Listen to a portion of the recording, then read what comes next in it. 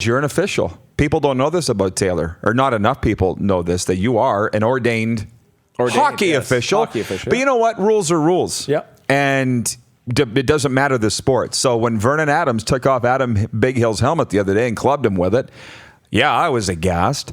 I thought he should be kicked out. The officials on the field didn't feel that he should have at the time. This is where command centers really are a fallacy, and it's not just a CFL thing. It's in the NFL and NHL too. What are you there for if you're not going to make the right call at the time? And for the director of officiating to come out now and say, oh, he should have been kicked out. Thanks, Tips. Thanks, Captain Obvious. Yeah. But that's integrity. The CFL's being run on integrity by Randy Ambrosie, and Darren Hackwood's his guy. Darren's Randy's guy. Randy put him in that job. So to come out, I know why they said it. It's to be transparent and say we goofed, which actually is a really big thing to do. And they acted swiftly on it too, handing the suspension just a couple days after, the one-game suspension. But they got the call wrong, yet they still were able to review it. They looked at some of the video in the moment. They gave him a penalty for ripping off his helmet, but they didn't issue the ejection then because, according to Darren, I'm talking this morning, they didn't have the right angles on the video in the command center. What? So, and there's, two officials looking probably right at it. One guy's looking at the play and the ball, and the other guy's going to look at the scrum. So, well, it's all angles, right? It's all angles. It's as all a referee, you can't make it up. You speak to it better than I can. What's your take on the fact that it was missed at the time, and now? Well, they obviously didn't see it, or else he would have been ejected. So it's all angles. You can't make up what you don't see. You can't guess. You can't be like, you know what? It looks like it. If it quacks like a duck, and whatever that saying is, you can't. Just because it's right in front of you doesn't mean you're watching it. You should. That's your job. You get paid to do it. But sometimes you're looking at something else, or something else comes up, or you don't have the angle. Maybe he was. I didn't see the picture or the video, or look at it that closely. But maybe he was behind a player, and he's coming down, and then the helmet comes over. But they clearly saw him rip it off, and then obviously missed him clubbing him with it. Command center. Yeah, it's all the angle, right? Right, but you talked about the two refs at the time on the field. They're watching it one time, full speed. Yes. I give them a pass all the time. Yeah. Right? I really do. And they're still right 97% of the time. Yeah. The command center is what has egg at their face. This should not slip through the command center. If I see the video on Twitter, because some fan videoed it off their TV screen. You only saw the video, and you couldn't see the helmet striking the chin. You could see the motion, but you couldn't see him hitting him, right? Yeah. Yeah. I saw the one angle. It was low, and he came across, but then there was a guy's head in the background. So, but still, it was the act of swinging the helmet that should have caused the ejection. Well, regardless of if he hits him or not. Well, for the director of officiating to come out today and say he should have been ejected, does that not make everybody look bad? Yeah. And so that's a bold statement. But you're not going you don't want to lie in that point and say, no, we stand by our officials. You have to be transparent and accountable, just like in senior hockey in Saskatchewan. If I make a bad call, I'm still accountable. And the league and the SHA is going to be transparent with me, just because, they're going to back me, but they also have to understand you have to make the right call and be honest. So really, nobody's really at fault as we sit here this morning. The CFL saying we goofed, we apologize. And Nelson goes on to say the command center can interject there to make the correct call. They didn't. So that's Darren Hackwood of the CFL, director of officiating, saying we goofed. They goof a lot less than they used to since before Darren Hackwood showed up as the director of officiating. So I think the people that are the most upset here, aside from Adam Bighill, who really went off on Twitter after the game, is the people of Winnipeg who are thinking that if Vernon Adams had been kicked out of the game, they don't lose the game. No. Do they have a right to say that, in your opinion? Yeah, 100%. He had a direct cause of the... He led the Alouettes to the biggest comeback in franchise history. It was an incredible performance. He was named a top performer of the week today. He was also suspended one game today. So that's a bad look in my mind. That's an only in the CFL moment. Yeah, but mistakes do happen on the field. It is surprising that the command center had a chance to look at the film in the moment and not eject him. That I don't understand that. I understand the call on the field. If you don't see it, you issue your 15 yards or 25 yards for ripping off the helmet. But the command center had a chance to look at it, slow it down, take a couple extra minutes. I don't see why that ejection didn't happen. Then there would be no suspension. If he gets ejected from that game, that's penalty enough for him. But that's why I'm sitting here offering you the ability as an official to defend the officials, because in the NFL, everybody wants to paint this as a CFL thing because that's what's going on at the time. But in the NFC Championship game last year, Saints-Rams, exact same thing happened. Cost the Saints a chance to go to the Super Bowl. Like literally cost them the game. And same thing. We made a mistake. Command Center's got the ability here to overturn the call. How do you miss that? How do you miss that? Stanley Cup playoffs. Yeah. How many times did the hand pass in the St. Louis San Jose game? Wow. Stanley Cup final. Tyler Bozak trips a guy. Play goes on. Bruins score. Or Blues score and go on to win the game. It's the game-winning goal. In the moment, though, you only see it once. If you put everything in the command center, I'm not against replay. I don't love replays in command centers. I like it for some things, but not all things, because it just slows down the game. And that's the thing, is we could never agree on what should be and what shouldn't be. And so you're never going to be perfect. You're going to have the human element. And I think that's the most exciting part about sports. You don't ever want to be wrong as a ref, but you don't ever want to guess either. Right? If you don't see it, you don't see it.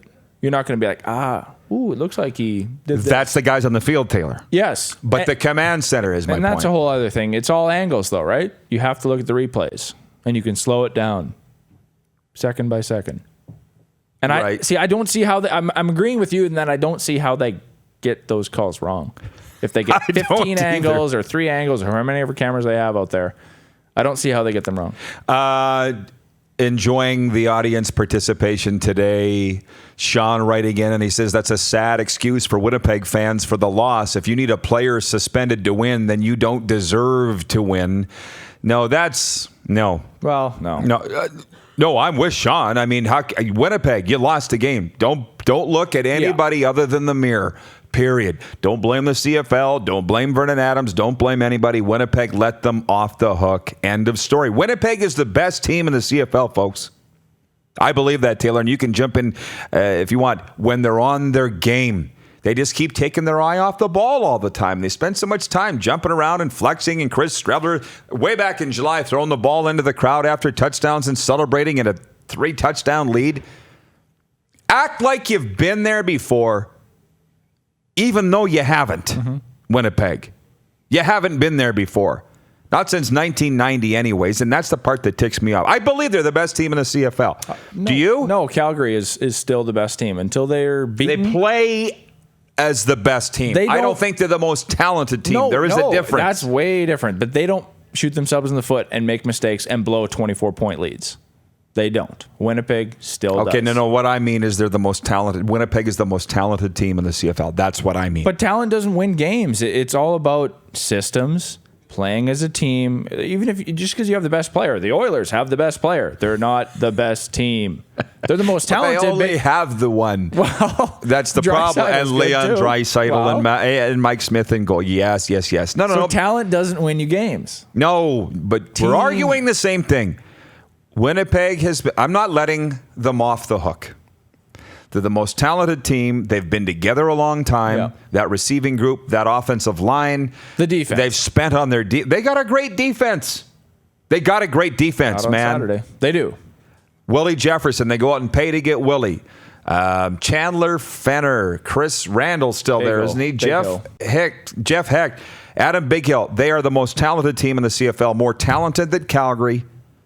I think you're agreeing with me, but they're not playing together. And we've talked as a team, and we discussed this with Abu yesterday. Everybody's in the last year of their contract in Winnipeg right now. And you know what? I think the pressure's getting to them. That's what I think it is. Mike O'Shea, Kyle Walters, I believe the coordinators are in the last year of their deal. This is it.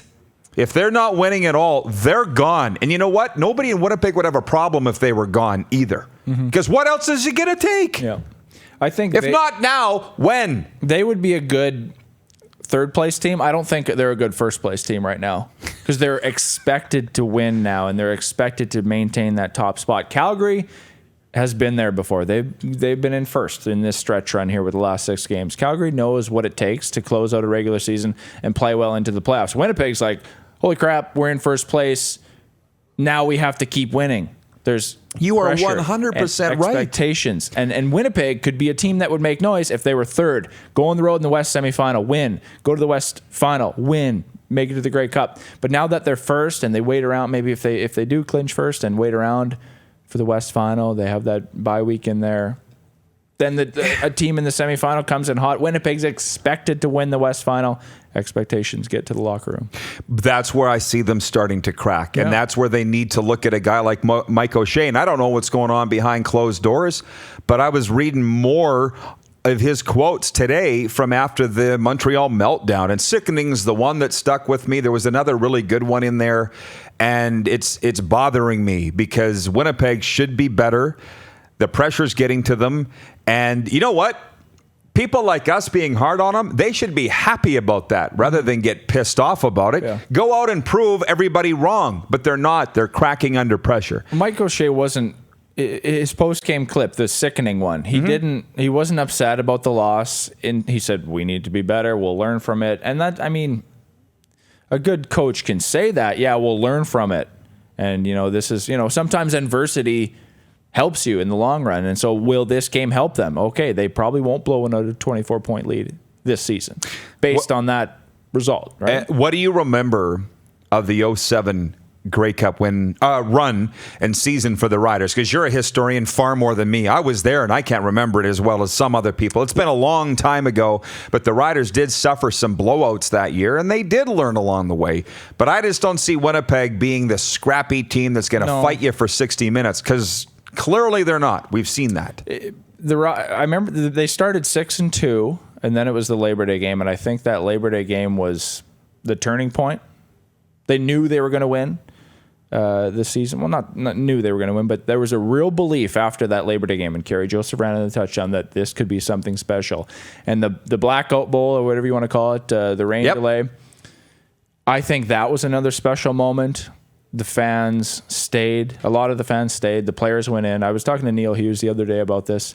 He said they were just in the room with flashlights. They didn't really know what was going on. And then they come back out and the fans are there and they're as loud as ever. And there's guys with their shirts off, and people are converging. And I think they were trailing at that point and they came back to win the game. Mm-hmm. And talking to Neil Hughes, those two moments were very important. And when they went to the playoffs, they beat Calgary and BC, right? Yep. On the road, they beat BC. Beat Calgary here in BC. They beat Calgary. They came back and won, and then they never trailed in that BC game. And I mean, it took an injury to Kevin Glenn to ensure they were going to win that Grey Cup, but nothing to apologize for. But nobody's apologizing. Oh, just because there was a backup quarterback, right? Well, and it's been a good discussion here in hour one. We're anticipating Chris Best will be with us in hour two here in the bunker from the Rider alumni, from the Rider radio team. But between who's the best team in the CFL, I still say it is Winnipeg. If you want to do a power ranking right now, talent-wise, I believe it's Winnipeg, and that's without Matt Nichols playing right now. They got that huge lead on Montreal, and they let him off the hook. Right? In the Dennis Green vernacular. If you want to crowd their ass, then crowd.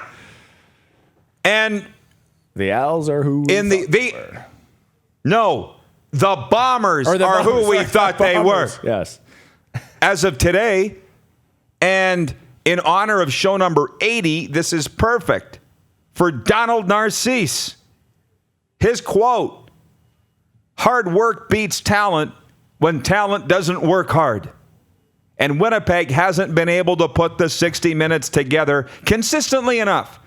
They did in the Banjo Bowl. They've done it in some other games. But you better start figuring out how to do it every week, or the drought's going to continue.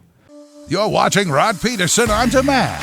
For more of The Rod Pedersen Show, visit rodpedersen.com or follow Rod Pedersen on social media.